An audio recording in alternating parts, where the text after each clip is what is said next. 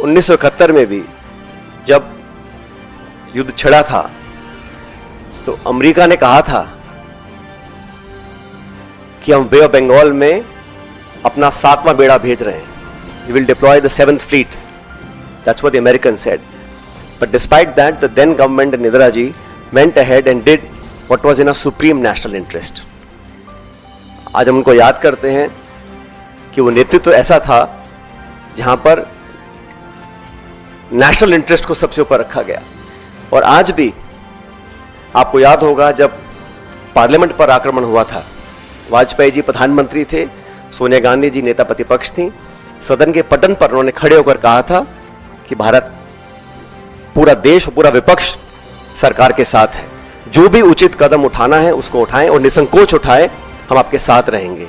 उन्हीं परंपराओं को कायम रखते हुए प्रमुख विपक्षी दल कांग्रेस पार्टी और तमाम दलों ने, चाहे वो खरगे जी हों, राहुल गांधी जी हों, हम सब ने सरकार को पूरा समर्थन दिया था. लेकिन इस प्रकार जो सीज फायर की घोषणा अमेरिकी राष्ट्रपति करते हैं, कुछ घंटे के बाद उसको वेरीफाई पाकिस्तान और इंडिया करते हैं, तो कहीं ना कहीं इस कश्मीर मुद्दे पर भी जो स्टेटमेंट्स आए अमेरिका की तरफ से,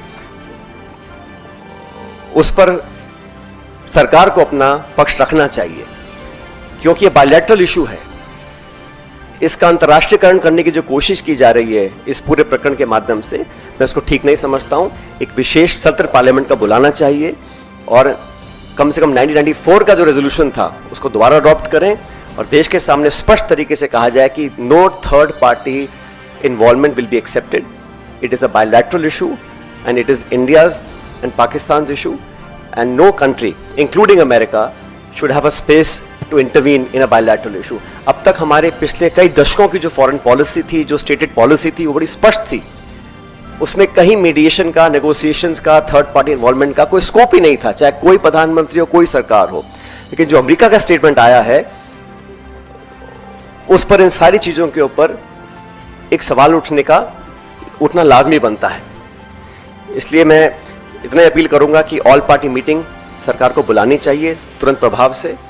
और हमारे सैनिकों ने पिछले दिनों में जो कर दिखाया है, मुझे लगता है कि उस पर हम सबको बड़ा फक्र है, बड़ा नाज है.